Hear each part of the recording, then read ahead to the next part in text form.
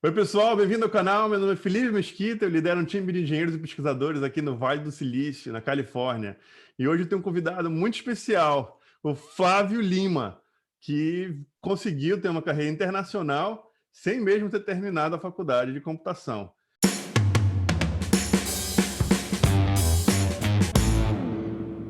Flávio, me ajuda aqui, faz um resuminho assim dos passos que você fez para chegar a ter essa carreira internacional, para sair do Brasil, trabalhar como programador na Suécia, né? Desde cedo você aprendeu inglês, não é isso? Isso. Aí você aprendeu a programação aos trancos e barrancos, né? Começou lento, mas aí com o tempo, na hora que eu decidi focar e aí construir meus projetos, foi quando eu percebi que eu consegui evoluir como um desenvolvedor. Você já foi aprendendo enquanto você estava fazendo os projetos e já pensando em carreira internacional. Então, os projetos eram projetos open source, né? Projetos que você podia colocar no seu LinkedIn, você preparou o seu LinkedIn, né? Ao mesmo tempo que você estava aprofundando na programação, você estava também gerando conteúdo para aumentar a sua visibilidade, não é isso? Exatamente. Então, é muito recomendado que a pessoa, em primeiro lugar, aumente exponencialmente o número de contatos dela na rede social, Contatos. entendeu? O número de contatos na rede social. Produzir conteúdo dentro da rede social. Produzir conteúdo, se possível, em um blog. E você não teve que fazer nenhum tipo de treinamento especial nas entrevistas, assim? Ou teve alguém que foi seu mentor, assim, falou, vem cá, vou te dar umas dicas aqui de como fazer entrevista. Não, não tive mentoria. Não tive mentoria, não. Foi, como diz, né, o primeiro do reino, assim, o primeiro dos. Porque depois eu trouxe o pessoal e o pessoal que eu trago para cá eu já dou uma mentoria antes, né? É, Já você está explico fazendo bem assim. agora, né? Então, assim, eu digo para os caras, não, cara, você faz assim, o projeto é assim, tal, tal, tal. Não foi minha primeira tentativa, então a primeira vez eu tentei a TopTal, e a TopTal eu passei na primeira entrevista, a segunda entrevista que foi a que você tem que fazer uns. Eu não estava preparado para o teste de estrutura de dados algoritmo, que é Uhum, extremamente avançado. uhum. E aí, quando eu caí na TopTal, quando eu percebi que eu não estava preparado para aqueles testes, eu decidi estudar aquilo. E eu comecei a ver que várias empresas aplicavam esse tipo de testes. É. Então, eu comecei a estudar vários algoritmos que caem mais em entrevistas. Comprei um curso acho que do CodeSteel. E aí, depois, eu comecei a fazer entrevistas para outras empresas. Fiz uma entrevista com uma empresa da Holanda, fiz uma entrevista com uma empresa da Alemanha que fez pair programming. E assim, eu fui aprendendo na prática. Então, Flávio, quer dizer que se você faz mentoria, você ajuda o pessoal aqui para a Europa, né? E eu vou deixar aqui, então, o link do seu Twitter. Alguém quiser entrar em contato com o Flávio, né? Está pensando em ir para a Europa, o Flávio pode dar essas dicas aí de como é o processo de entrevista, né? Uma das razões que eu convidei o Flávio aqui é porque a imigração na Europa parece ser mais tranquila que a imigração nos Estados Unidos e a imigração no Canadá, né? O Flávio contou a história dele, né? Ele conseguiu sair do Brasil para a Suécia sem ter terminado a faculdade. Isso é difícil, muito difícil de fazer nos Estados Unidos e no Canadá. Então, para quem está nesse caminho, né, que está aprendendo as coisas, mas não tem o diploma, talvez a Europa seja o melhor caminho, né, Flávio? Sim, concordo. E também eu creio que seja mais fácil você que tem família, por exemplo, Uhum, que a empresa pague o seu visto da família, e como aconteceu comigo, entendeu? A empresa ela pagou o visto da minha família, pagou a viagem, uhum. o apartamento, tudo. Então, a gente está falando da Europa. A Europa é um Sim, local muito bom, né? Quais são as maiores vantagens, né? Uma vantagem que eu vejo, aí você pode confirmar, Flávio, é que na Europa, se você passa. Primeiro tem o visto de trabalho, né? Se a empresa quer você, você praticamente tem um visto, né? Mesmo depois do visto, você se mudou, se você passar uns 5 anos na Europa trabalhando, você já é candidato a ser. Seria o green card, né? Ser o residente permanente, não é isso? isso. Aqui na Suécia são 4 anos para conseguir a residência permanente. 4 anos. Isso. E a cidadania são 5 anos. Então, isso é Obviamente tem 4 mais algumas 5? regras. É 4 mais Não, não, 5? não. Não, não. 5 anos no total. Nossa, gente. Para você conseguir um green card aqui nos Estados Unidos é tão difícil. Às vezes, tem gente aqui nos Estados Unidos que tem visto de trabalho, mas não consegue o green card, tem que voltar para o Brasil, às vezes, né? A Europa, nesse sentido, está dando de 10-0 nos Estados Unidos.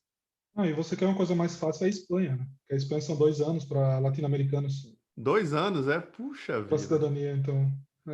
Mas e o Aqui, mercado? E o mercado, Flávio? Assim, não sei se você sabe o valor de todos os países da Europa, mas qual seria o salário? de um programador que sai do Brasil direto, né? Eu acredito que você vai crescer, você vai ganhar mais depois, mas assim, a faixa de quem está saindo do Brasil para ir para a Suécia hoje, o cara vai ganhar quanto mais ou menos? Dá para viver em família, sei lá, uma família de 2 crianças?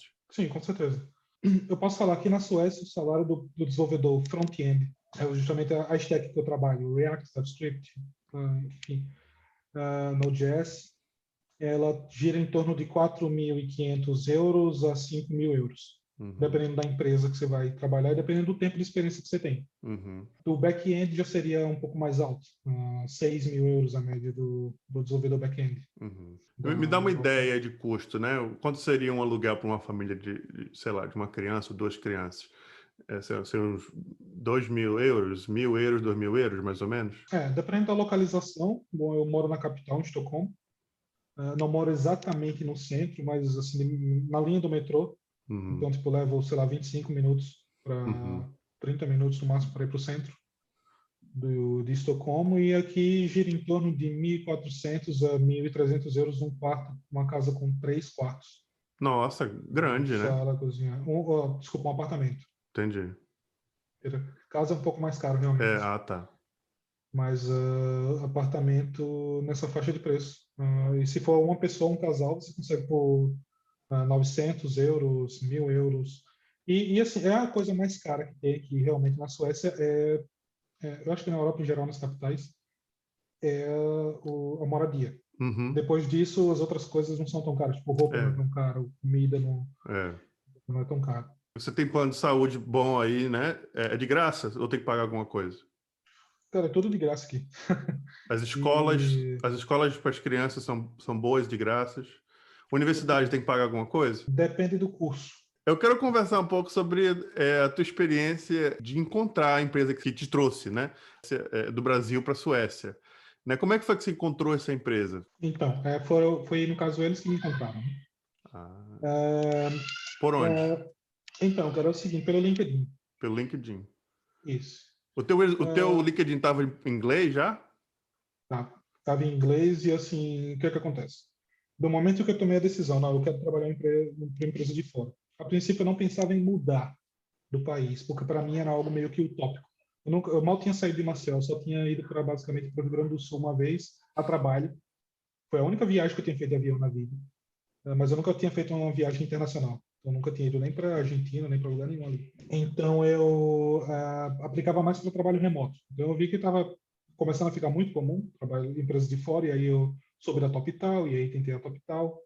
Foi a primeira vez, mas aí do momento que eu decidi, eu vi que eu tinha que seguir, querendo ou não, um script, uma fórmula. E é a fórmula que basicamente dá certo. O que é essa fórmula? A primeira fórmula é você realmente preparar o seu LinkedIn para conseguir um trabalho internacional. O LinkedIn, querendo ou não, é o seu currículo virtual que as empresas entram em contato com você do mundo todo e fazer conexões. Então, eu comecei a assistir vídeos de outras pessoas que também davam muita dica sobre carreira e tudo mais. Então, essas dicas de como você preparar o seu LinkedIn, como preparar tudo para fazer uma carreira internacional. Quantas conexões você tem que ter no LinkedIn para o seu LinkedIn ser visível, existir. Porque tem gente que diz, não, só vou me conectar com as pessoas que importam. Mas se você for ver na página do LinkedIn, eles dizem que é justamente o contrário. Muitas vezes você acha que, não vou me conectar com essa pessoa porque ela não é da minha área. Mas às vezes ela está conectada com uma pessoa que de repente pode conectar você com outra. Entendeu? E aí ele falava, não, você tem que ter no mínimo 1.500 conexões no LinkedIn, mas o ideal era 3.000 ou mais. Nossa. Então eu comecei a correr atrás. E eu adicionava gente da área de TI, do Brasil, de fora do Brasil, até pedreiro.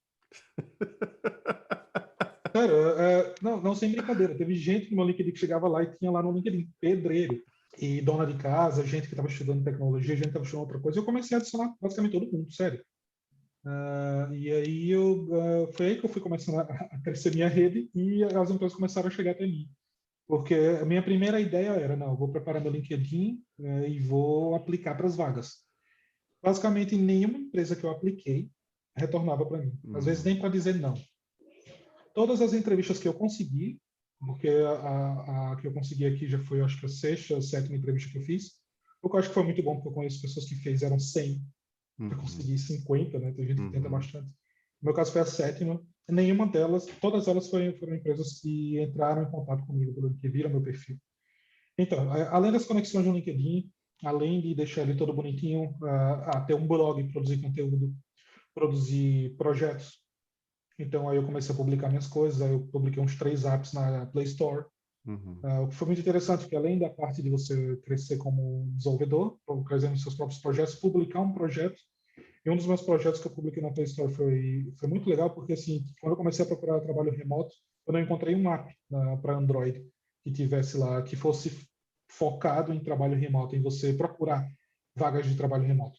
Você tem vários sites, Remote UK, We Work Remotely, tem vários sites, até o próprio LinkedIn tem lá a opção de você colocar trabalho remoto, mas eu não tinha um app. Uhum. Eu disse, cara, eu vou fazer esse app. E hoje ele tem quase 50 mil downloads.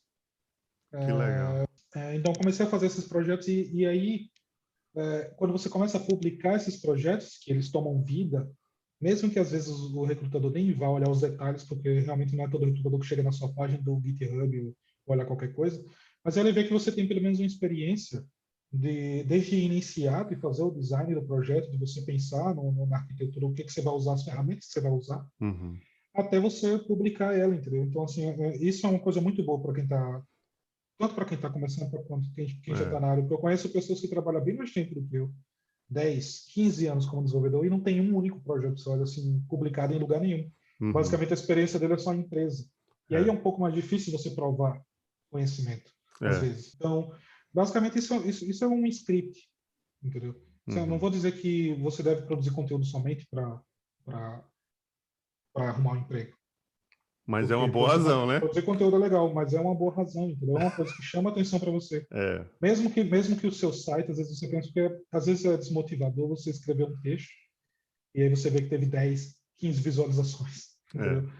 E ninguém comenta, ninguém fala nada. Então, às vezes é desmotivador. Mas você tem que pensar mais à frente nisso. Hoje, eu não tenho mais motivo para desenvolver, por exemplo, software open source. Se você disser, você tem um motivo para fazer isso? Se eu já tô na Suécia, eu não consigo abrir meu LinkedIn de tanta gente que é falando comigo. O pessoal nem fala mais no LinkedIn, já manda e-mail diretamente. Recrutador, às vezes me ligam, porque aqui na Europa realmente a saída é muito grande. Mas eu trabalho com software open source. Recentemente lancei um software para Linux, mas agora eu já portei para Mac e Windows também. E gosto de fazer porque basicamente é meu hobby também. Eu gosto muito de programar. Eu acho que não tem um único dia que eu não programo. Eu acho que não tem. E como os meus projetos, principalmente esse último que eu lancei agora, o Heroic Games Launcher, ele cresceu muito e ganhou muita visibilidade da mídia de nicho, porque é um software para games no Linux, que é a plataforma principal, e é bem nichado, então eu ganhei muita atenção da mídia. Então muitos canais do YouTube falaram, muitos blogs em posts nas mídias especializadas. Então ele cresceu muito, atraiu outros contribuidores. Hoje eu tenho mais de 40 pessoas que contribuíram para o projeto. A gente já traduziu o programa para quase 20 línguas que eu nem sabia que existia. Sério. Mas isso Então, tudo é possível porque você começou, né? Você começou com um pouquinho, não tinha ninguém te ajudando no começo, os teus projetos não eram tão grandes assim no começo, né? Como você falou, você escreveu... Você sempre começa sem nada, né, cara? E também, assim, uma coisa de motivação, né? É que mesmo quando que ninguém está vendo o que você está escrevendo, ainda assim você está aprendendo, né? Só o fato de você estar... Porque você está falando em gerar conteúdo, é gerar conteúdo em inglês, né? Porque você está tentando alcançar o mercado internacional. Então, quando você está tentando gerar conteúdo em inglês, você está aprendendo. Nossa, quando eu escrevi meu primeiro artigo em inglês, né? No meu TCC, eu decidi fazer inglês para aprender, né? E eu demorava uma tarde inteira para escrever uma sentença. Eu não sabia como é que eu escrevia aquilo. Eu botava no tradutor, procurava outros artigos falando a mesma coisa para tentar ver como é que que palavras estava usando, né? Era uma coisa assim, é um aprendizado, né? Também não pode só pensar no resultado, que esse blog vai dar milhões de visualizações um dia. Né? Eu estou fazendo esse blog, eu estou fazendo esse código porque eu quero aprender, eu quero escrever, né, blog post em inglês, eu quero escrever até os aplicativos, né? Porque eu vejo muita gente, até nas redes sociais, escrevendo código, mostrando o seu código, tudo em português, comentário em português, as variáveis em português. Galera, tu quer ter carreira internacional, tu tem que começar a escrever tudo Eu em cometi inglês. esse erro também. É. No meu primeiro, acho que o meu primeiro projeto eu fazia tudo em português.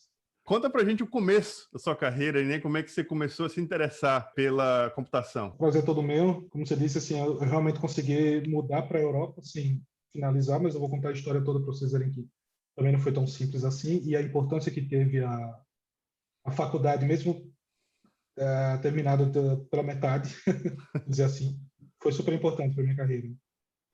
Mas basicamente eu trabalho com tecnologia desde os 16 anos. Sempre fui muito curioso por tecnologia, por tudo que é coisa. E aí, quando eu estava no primeiro ano do ensino médio, estudava na escola pública, né, lá de Maceió, de onde eu sou. Na verdade, eu sou de São Paulo, mas eu morei minha vida toda em Maceió. E aí, um amigo meu, ele fazia um curso no Senai, na área de, acho que, de mecânica, alguma coisa assim. E aí ele comentou com a gente, com eu e outro grupo de amigos, que lá todo ano eles tinham tipo um mini concurso que você fazia uma prova, que aí eu me inscrevi como primeira opção, era Tecnologia da Informação, o nome do curso. Que era basicamente uns seis meses de curso integral, assim, de tempo integral, onde a gente aprendia tudo que era básico de computação, desde hardware, software, desde o básico mesmo até início de programação web. Era bem interessante, isso foi em 2004. Você tinha quantos anos na época? Tinha 16. Tinha 15 para 16, mais ou menos. Quando começou o curso, eu tinha 16 já. Daí eu fiz a prova, eram 600 pessoas, eram 30 vagas. Eu estudei bastante, me dediquei, porque eu sempre quis começar a trabalhar, entendeu? Então, assim, como eu via que as coisas eram um pouco difíceis para minha mãe, eu sempre queria trabalhar, então eu sempre procurei fazer alguma coisa para ganhar algum dinheiro, algum bico, alguma coisinha assim. E aí, quando surgiu a oportunidade, decidi correr atrás, estudar. E eu tenho muita facilidade para quando eu chego, assim, de tomar uma decisão, eu corro atrás até conseguir aquilo que eu consegui. Isso aí acho que é uma das minhas qualidades. Assim. Quando eu ponho algo na cabeça, eu vou até o fim com aquilo. Assim. Perseverança. Então, desde jovem. Então, desde adolescente, assim. Pronto, aí eu fiz a prova, consegui entrar e comecei o curso. E aí o curso era integral, então eu estudava, até o primeiro ano eu estudava pela manhã, mas aí eu tive que mudar minha escola para a noite.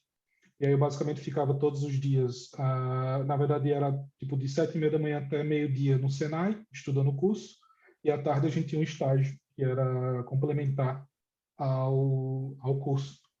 E à noite eu ia para a escola. Então foi assim basicamente o ano todo, quase o ano todo de 2004. E aí depois disso comecei a procurar trabalhar com tecnologia de outras maneiras, né? Na época eu não conseguia ainda arrumar um emprego logo depois que eu saí. E daí, quando eu terminei a escola, eu fui tentar história na faculdade. História. Então, isso é muito louco, né? Mas eu não consegui entrar na faculdade. Na época, eu tentei entrar na Federal e aí acabei não conseguindo a pontuação, porque era muito difícil, muito concorrido e não fiz cursinho, não fiz nada e... Enfim, acabei não entrando. Daí, depois de um tempo, como que eu voltei para a área, não exatamente de tecnologia, eu trabalhei um tempo com manipulação de imagens e fotografias para um estúdio fotográfico. E aí foi nessa época que eu voltei a trabalhar mais com computador, diretamente, porque é uma coisa que eu esqueci de falar também. Né? Quando eu terminei meu curso, eu ainda não tinha meu computador, só fui ter meu computador lá 2 anos depois de ter terminado meu curso. Então, eu fiquei basicamente 2 anos, quando eu usava computador, era só na Lan House. Aí, depois disso, com 18 anos, eu fui trabalhar no Ministério da Saúde. Foi aí quando eu consegui realmente meu primeiro emprego na área de tecnologia. Só que não era desenvolvimento, era suporte, redes, coisas assim. Eu trabalhei uns 3 anos lá. Depois trabalhei em uma outra empresa gaúcha, mas que estava começando lá em Maceió na época, que eles desenvolviam um sistema de automação para a indústria. E foi muito legal também. Foi quando eu comecei a ter mais contato com banco de dados, por exemplo, linguagem de programação na época Delphi, mesmo que eu não fosse programador. Na época eu era um implantador, né? O pessoa que ia na empresa, na indústria e ajudava na implantação do sistema em si. Mas eu trabalhava do lado dos desenvolvedores. Então eu comecei a ter um pouco mais de interesse. E na época eu comecei a estudar sozinho Python, comecei a estudar sozinho voltei a estudar programação web, o básico, JavaScript, HTML, etc. Mas aí eu fiquei mais alguns anos só trabalhando basicamente com suporte e fazendo alguns trabalhos por fora com desenvolvimento. Eu já estava meio que cansado da área de TI, justamente por trabalhar com basicamente a mesma coisa durante tanto tempo. E aí eu comecei a procurar outras alternativas. A primeira coisa que eu pensei, na época já era pai, porque eu já tenho 2 filhas, né? Tem uma que nasceu no Brasil e outra que nasceu aqui na Suécia. Hum. Então eu pensei, não, eu preciso de estabilidade, então tá na hora de repente ir para um concurso público. Então eu comecei a tentar concurso público, mas bom, não deu muito certo. Pensei em entrar na faculdade, então eu vou realmente entrar numa faculdade de desenvolvimento. Mas aí eu já tinha alguma experiência antes, e aí quando eu entrei na faculdade, basicamente, pouco tempo depois eu já comecei a aplicar para trabalho no exterior. Quantos anos tu tinha quando tu entraste na faculdade? 29, 28, eu acho. Aí tem gente que comenta aqui no canal, eu acho que tá tarde para mim, eu tenho 26. Não, não. Você Na começou... verdade, eu tenho um amigo que tem 49 e está indo para a área de desenvolvimento, mais especificamente para a área de ciência de dados, mais machine learning e tal. Mas, querendo ou não, assim, ele está mudando completamente de carreira. É normal, né? Tanta gente faz isso. Né? Aí é que entra a parte importante que foi para mim a faculdade. Porque daí eu tinha que entrar na faculdade, mas aí, obviamente, a primeira coisa que você pensa é, não, eu tenho que entrar ou na universidade federal ou eu vou para uma faculdade particular, né? Então, o que eu fiz foi tentar o Enem e eu queria conseguir uma pontuação boa no ProUni, por exemplo, no Enem para conseguir entrar ou na UFAL, que é a Universidade Federal de Alagoas, só que o curso lá é de Ciência da Computação, que não me atraía muito, porque é muito focado mais na matemática em si, na lógica, tem muita matéria de física e matemática e era uma coisa que eu não tinha muito interesse, é que eu queria basicamente ir para o prático da programação, não que não seja muito importante debruçar sobre cálculos matemáticos, mas, mas aí eu fiquei mais interessado em ir para sistemas de informação. E aí eu consegui uma pontuação boa no ProUni e acabei indo para o Instituto Federal, que basicamente é o melhor curso que tem de TI em Alagoas, posso dizer, porque é um curso extremamente equilibrado, muito equilibrado assim, em termos de matérias seja de lógica, seja de programação, a linguagem de programação, tanto a comunidade em si é muito boa, que a gente tem no Instituto Federal, e é mais focado mesmo em preparar você para o mercado de trabalho, entendeu? Você tem uma experiência mais ampla. Basicamente, o dia que me motivou bastante, assim, que eu percebi que seria legal investir mesmo nessa área de tecnologia, basicamente na primeira palestra de quando começou o curso. Teve um cara, outro lagoano chamado Juarez Filho, que ele deu uma palestra lá, ele trabalhava para umas empresas. Hoje ele foi para a Irlanda, mas antes ele trabalhava remotamente. Ele era um único Google Certified Developer do Google para vários serviços que o Google trabalhava na época. Ele foi dar palestra sobre isso e ele também falou sobre o mercado internacional de desenvolvimento, como estava crescendo na época. Isso foi 2016 e isso foi que me chamou a atenção, porque aí abriu minha mente. Porque basicamente eu imaginava que quando você vive numa cidade pequena, você não tem tanto acesso a essas gigantes de tecnologia. Uhum. Eu não consigo pensar em nenhuma empresa grande de tecnologia lá de Alagoas. Não consigo pensar. A maioria realmente fica em São Paulo, ou fica em Manaus, ou fica no sul do país. Tinha que vir alguém para realmente abrir a mente e dizer: não, existe um mundo lá fora que você pode conquistar. E aí eu já tinha a questão da língua, porque eu estudei inglês desde os meus 11, 12 anos. Estudei sozinho, nunca fiz curso nenhum também. Mas qual foi a sua, assim, Já estudou como? Você sentava e lia um livro? Como é que você estudou? Como é que você aprendeu inglês? É por isso que quando hoje que é uma coisa que a gente pode falar também mais à frente, porque quando hoje eu convenço as pessoas, quando convenço as pessoas a virem para cá, para a Suécia, trabalhar comigo, né, que eu já estou trazendo a quarta pessoa, o quarto brasileiro já, Ótimo. eles perguntam sobre o inglês. Eu digo, cara, eu vim com inglês de jogo de RPG, entendeu? Era, era o meu inglês, porque foi como eu aprendi inglês. Assim. Primeiro foi com música, né? Então, quando eu comecei a ouvir rock e metal lá pelos meus 11, 12 anos, meus colegas chegavam assim e diziam, cara, tu não tá ouvindo, tu não entende nada que esses caras estão falando. Eles podem estar xingando tua mãe. Aí eu falei, eu concordei, eu disse, realmente, cara, eu tenho que aprender o que é que esses caras estão falando, porque, tipo, eu ouvi uma música, sei lá, do Iron Maiden, do Guns N' Roses, e não entendia nada do que estavam falando. Então, eu ficava pensando, não, cara, eu tenho que aprender inglês. Foi aí quando eu peguei um dicionário, comecei com um dicionário mesmo, a traduzir as músicas. E aí eu sempre fui muito de compor também, então aí eu escrevia a letra, e eu escrevia em português e aí ia transferindo para o inglês. Obviamente que as primeiras vezes você não tem concordância, não tem nada, né? Você leva tudo ao pé da letra, até você aprender a gramática. Né? Mas aí depois, mais à frente, principalmente acho que jogo me ajudou muito. Eu sempre curti muito jogo de RPG, então tem muito diálogo, então colocava as legendas lá em inglês e aí ia entendendo mais, sabe, absorvendo melhor. Entendi. Séries, filmes, basicamente foi essa minha... Nunca fiz um único curso de inglês, porque o inglês que você tem que ter para passar numa entrevista, ele não tem que ser aquele inglês que, por exemplo, você discute sobre política, por exemplo.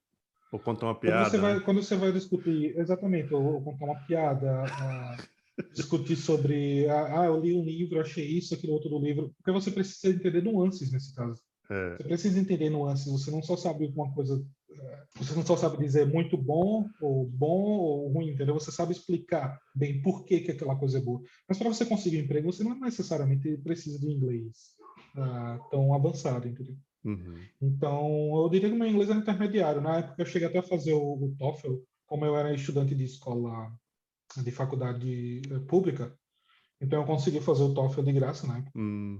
Então, e aí eu tirei acho que o B2, que eu, se não me engano, acho que era o último antes do avançado. Algo do tipo, eu não lembro exatamente, porque já faz um tempo. Mas, assim, foi do intermediário para o avançado. Entendi. Então, eu já conseguia meio que conversar tranquilo, assim. Entendi. Se você estava na faculdade, você falou que logo no começo já as palestrantes já estavam falando sobre ter carreira internacional e você já tinha um inglês. Você falou, é meu caminho, é isso que eu vou tentar. Foi isso que você pensou, foi isso? Isso. Assim, e é bom também localizar que, tipo, quando eu comecei a faculdade, eu já estava desenvolvendo, eu já desenvolvia. Então, na época, eu já tinha projetos, já estava trabalhando para uma startup que eu montei com uns amigos meus, com Angular, na época, Angular, Ionic, e aí eu já estava começando também, eu fiz em paralelo a minha pós e a minha faculdade, ao mesmo tempo que eu trabalhava também, que cuidava de criança, então, eu sou meio multitarefa, mas assim, quando eu fazia tudo isso, então eu fazia tudo isso ao mesmo tempo. Então, aí quando eu comecei a faculdade, eu já programava, entendeu? É até um ditado que eu digo, não querendo assustar ninguém, mas assim, meio que a faculdade de TI é aquela faculdade que você entra já tendo que saber alguma coisa. É. Porque é Ou tem muito que mais estudar por difícil. fora, né? Ou tem que estudar por fora. Porque a faculdade, o bacharelado, né? Não o tecnólogo. Acho que o tecnólogo é, é mais voltado para o mercado, né? Mas o bacharelado, ele é coisa de fundamentos, né? Aquela ideia de você vai aprender a aprender, né? Vai tentar entender de onde que vem as linguagens, de onde que vem compiladores, né? A arquitetura de computadores, assim. Isso. Você não vai ter muita matéria falando assim, é esse tipo aqui de programa que você vai fazer no seu trabalho, não, né? Você tem, ao mesmo tempo que você está na faculdade, você tem que estar fazendo bico, procurando estágio, tem que estar estudando como é que é usado a tecnologia na prática. E eu acho que essa é uma coisa boa, eu não acho ruim, porque a tecnologia que você aprende naquele momento vai mudar depois, mas os fundamentos que a faculdade está te dando não vão, né? Exatamente. Então, foi o que aconteceu comigo. Depois que eu larguei a faculdade, eu tive que fazer uns corres por fora para entender justamente da parte da arquitetura e tudo mais. Não, Flávio, que ótimo. Acho muito legal essa história, né, de superação, de persistência, né, de esforço, mas também de estratégia, né? Você realmente colocou, eu quero sair, eu vou preparar meu LinkedIn, eu vou fazer as conexões, vou fazer os projetos e está ajudando a gente a fazer o mesmo caminho hoje. Muito legal. Gente, segue o Flávio no Twitter se vocês querem saber mais sobre o que está fazendo, as vagas que abrem lá na Suécia, na empresa dele. E muito obrigado, Flávio. A gente se vê na próxima. Com certeza, cara. Valeu Tchau. aí. Até a próxima.